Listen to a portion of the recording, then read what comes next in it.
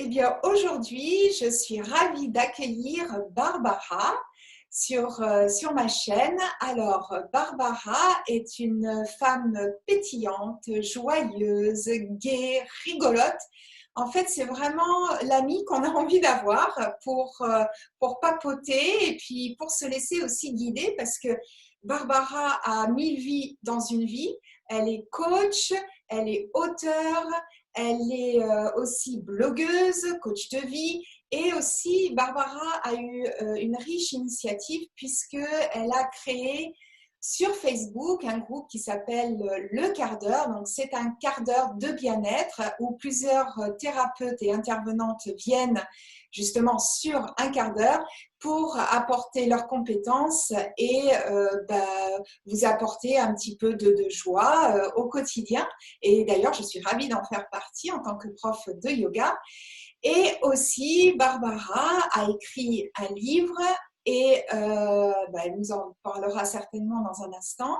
Et elle a surtout créé, aujourd'hui, c'est là-dessus que j'avais envie de te questionner, Barbara, c'est sur des petits programmes courts, enfin petits, pas par la qualité, mais dans le format de routine à mettre en place pour améliorer notre vie. Donc, je sais qu'il y a une routine sur comment accueillir l'abondance dans sa vie, sur la loi de l'attraction dont on parle beaucoup. Donc, est-ce que tu pourrais déjà peut-être te présenter un peu plus en détail et puis nous expliquer ce que sont tes programmes routines et pourquoi c'est important d'intégrer une routine dans notre vie au quotidien pour nous motiver. D'accord. Eh ben, tout d'abord, laisse-moi te remercier, un grand merci Isabelle. Merci de m'accueillir sur ta chaîne et de me laisser rentrer dans ton univers qui est fort intéressant et qui me parle beaucoup, puisque je suis aussi une femme de 50 ans et plus, 53 pour être précise. Ça Alors, va pas. merci de m'avoir présentée comme une personne pétillante parce que c'est effectivement ce que j'essaie d'apporter, c'est de la pétillance et de la légèreté dans le quotidien de chacune et de chacun. C'est vrai que je parle beaucoup aux femmes, mais je m'adresse aussi aux hommes qui en ont de plus en plus besoin. Alors, tu as un petit peu dressé mon portrait, je crois que tout est dit. Je vais juste me permettre de montrer la couverture du bouquin qui s'appelle Happiness Factory comme mon site. Et effectivement, c'est également un guide pour apprendre à faire des petites choses parce que, comme tu le sais Isabelle, moi j'aime les petits pas, comme la méthode Kaizen que j'ai présentée un peu dans une autre vidéo. J'aime ce qui se fait progressivement, de manière presque organique. Et c'est l'idée qui sous-tendait mes routines, c'était de proposer des habitudes. Alors routine, c'est peut-être pas le meilleur mot parce que c'est vrai qu'il y a une connotation un peu péjorative. Hein. Le mot routine renvoie à des choses pas très agréables, mais moi je le voyais plus comme ces routines beauté hein, qu'on connaît bien nous les femmes, ces petits rituels qu'on s'offre le matin ou le soir ou le week-end, enfin quand on en a envie. Et c'était dans cet état d'esprit que j'avais appelé ces petits moments qu'on s'accorde pour soi, pour travailler sur une problématique de développement personnel. Je les ai appelés effectivement des routines. Voilà, c'était un peu pour présenter cette idée quoi, qui me tient à cœur parce que finalement, tous les grands changements que j'ai faits dans ma vie, là, je les ai faits petit à petit. Je les ai faits en adoptant une habitude et puis une autre, en me laissant le temps, en m'accordant aussi de la bienveillance, en reconnaissant que je ne suis pas parfaite et je ne le serai jamais et je ne vise pas la perfection, mais je vise l'amélioration au continu, au quotidien. Voilà. Et oui. Et du coup, la routine, finalement, ça renvoie à ça, à cette notion d'habitude qu'on va installer, mais que pour le meilleur, parce qu'il y a de très bonnes habitudes, heureusement. Absolument. Comme disait l'autre, on ne répare pas ce qui n'est pas cassé. Les Et bonnes oui, habitudes, on les garde. Mais tu sais, on a tous dans notre vie des choses qu'on veut changer. C'est normal.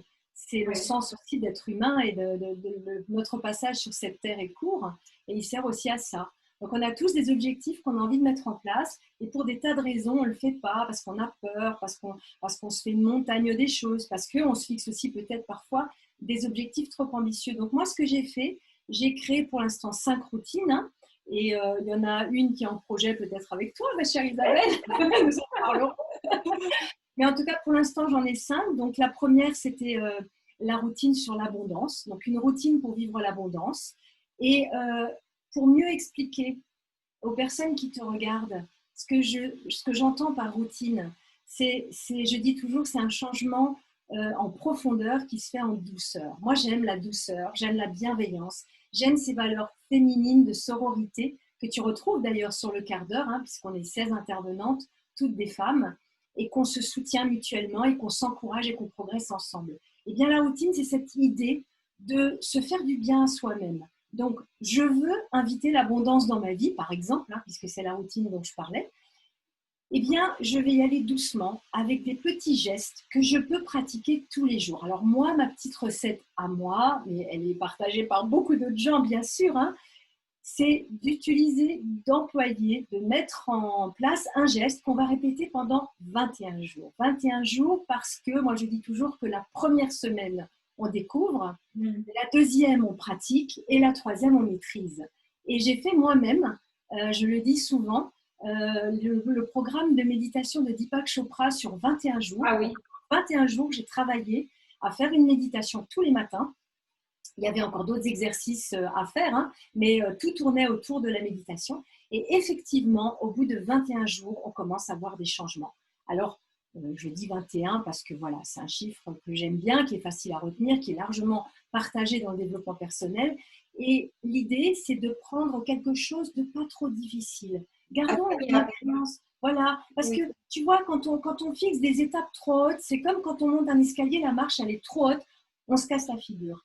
Donc, allons-y doucement, soyons gentils avec nous-mêmes parce qu'on fait déjà énormément de choses. On est déjà très actifs. Tu disais que j'ai 1000 vies, merci, c'est gentil, mais je crois que toutes les femmes ont 1000 vies. On a toutes beaucoup de choses à faire.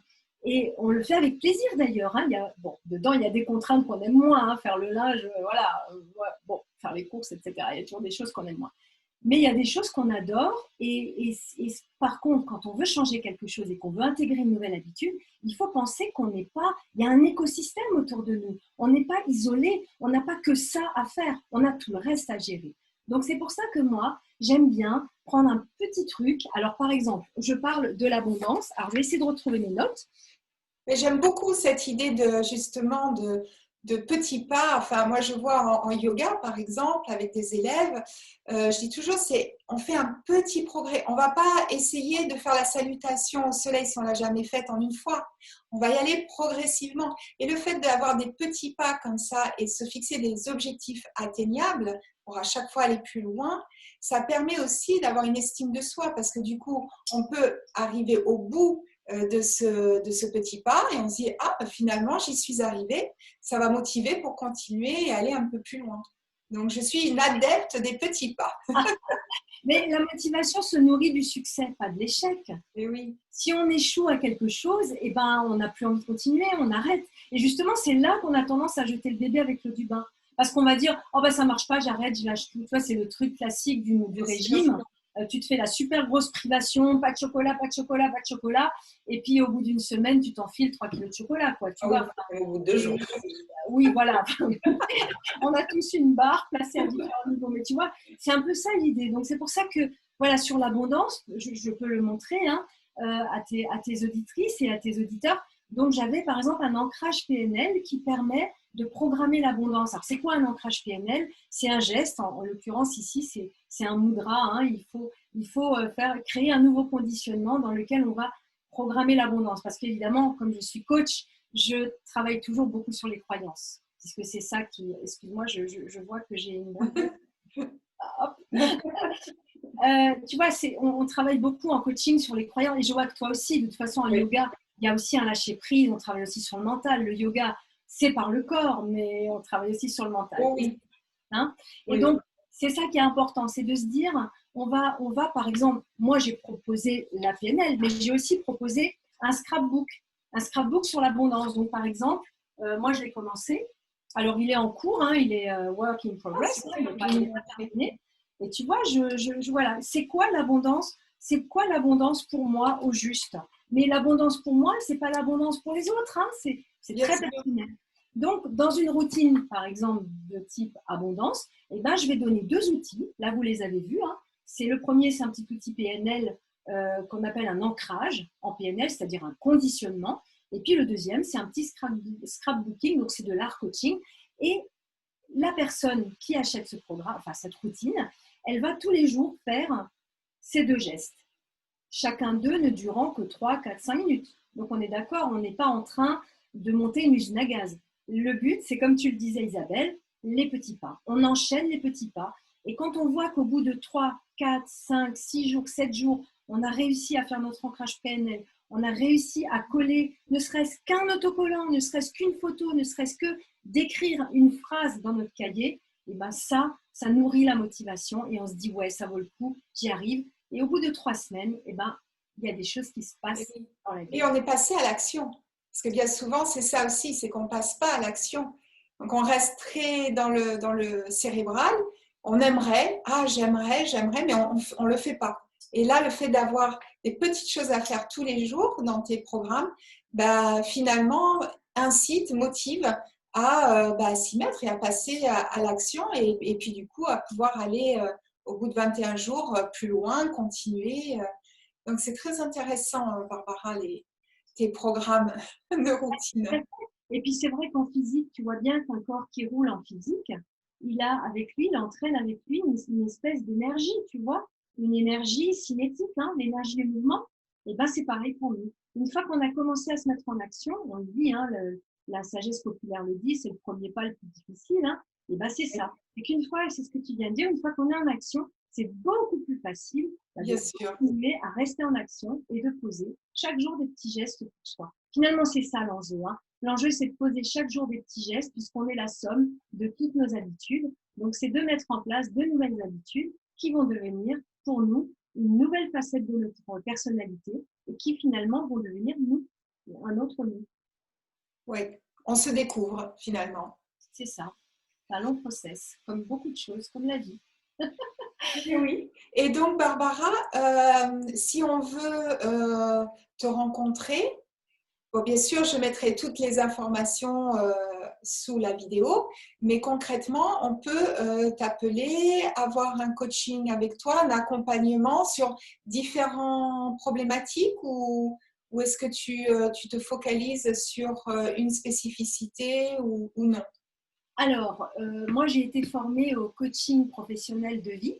Donc, évidemment, je suis tout à fait en mesure de coacher pour toute raison. On vient souvent me consulter dans les changements professionnels, les licenciements, ou alors les moments de démotivation, ou pour un choix de carrière, ou pour un choix de vie aussi, une personne qui vient me voir parce qu'elle aimerait rencontrer l'âme sœur, etc. Donc, il y a vraiment toutes les possibilités, mais je dirais que très souvent, les personnes qui viennent me consulter, elles sont entrées dans ce que j'appelle une faille. C'est-à-dire que tout d'un coup, il y a quelque chose qui s'effondre. Et ça peut être le travail, ça peut être la vie privée, ça peut être un enfant qui quitte le domicile et puis tout d'un coup, on se retrouve dans le syndrome du nid vide. Voilà. Les deux. Voilà. Pour les femmes de plus de 50 ans, en fait, on a souvent...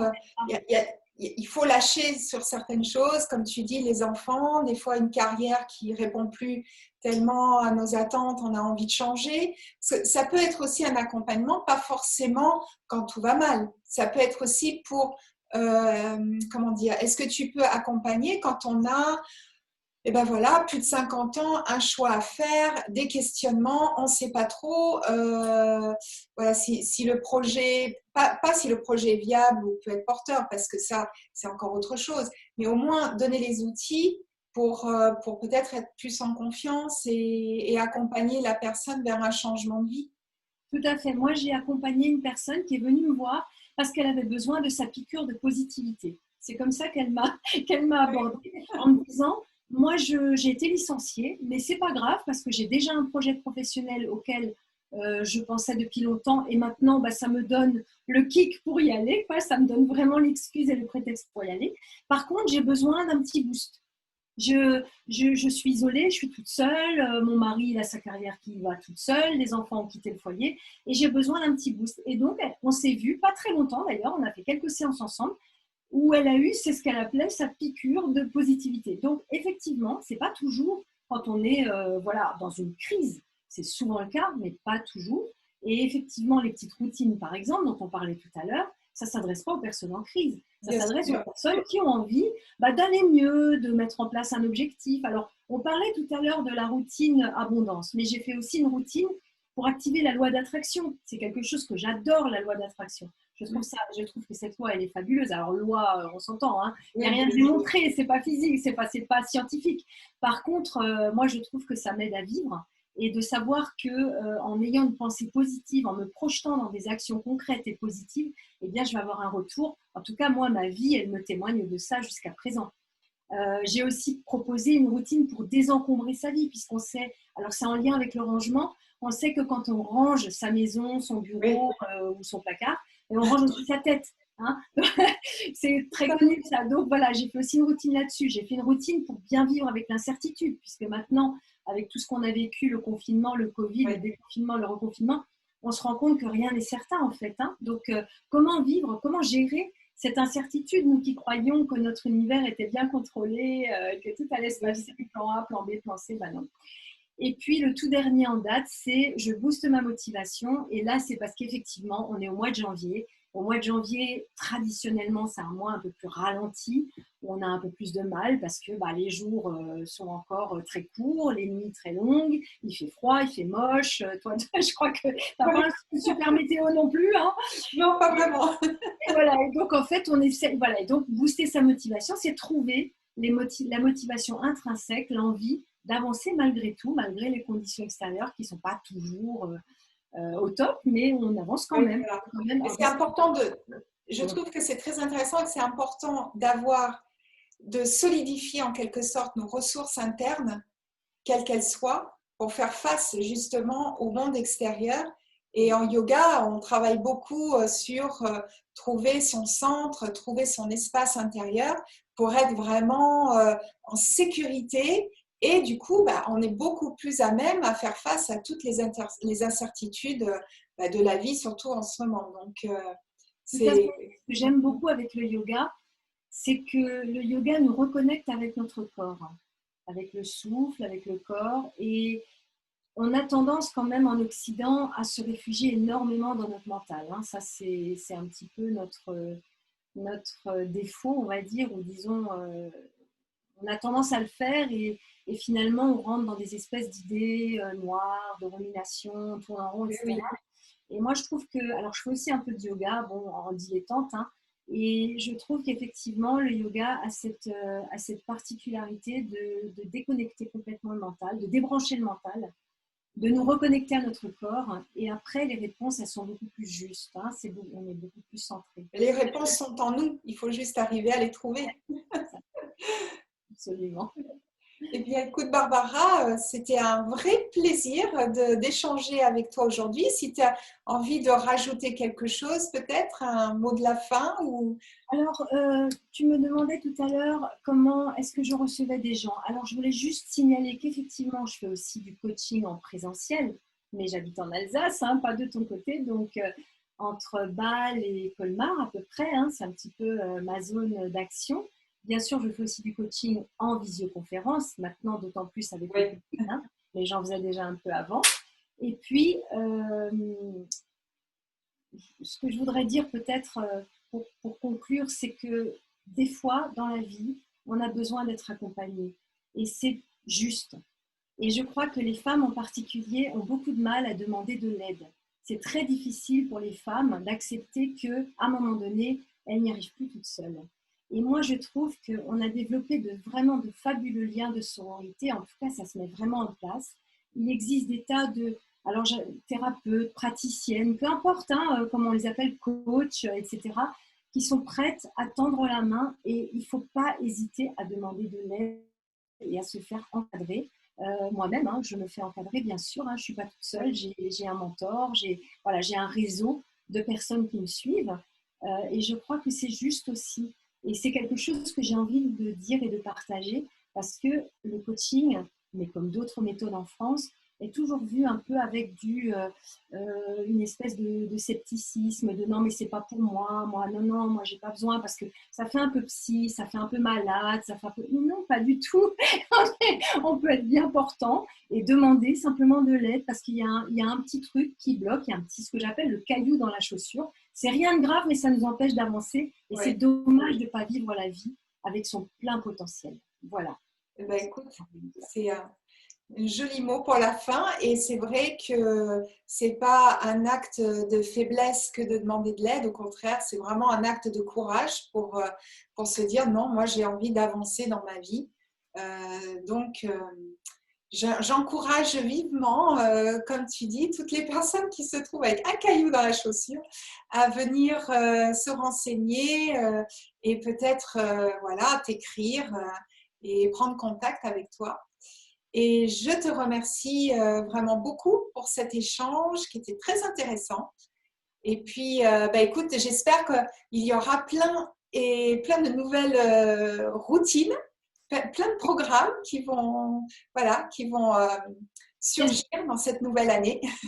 Le but, absolument, 2021, ça va être l'année. Et puis, j'espère surtout qu'on pourra collaborer sur une routine ensemble. Ce serait vraiment avec un énorme plaisir. Et en tout cas, je te remercie infiniment de m'avoir offert cette tribune. Je parle toujours avec plaisir de mon métier et j'écoute volontiers tous les retours que vous pourriez avoir. N'hésitez pas à commenter cette vidéo. On vous répond dans tous les cas, même si c'est un peu plus tard. On ne peut pas toujours répondre tout de suite, mais on répond toujours. Voilà ce que je voulais encore dire. Merci à Eh bien, toi. merci beaucoup, Barbara, et merci à vous tous et toutes d'avoir écouté la vidéo. Et je vous souhaite de passer une très belle journée. Bye. Bye.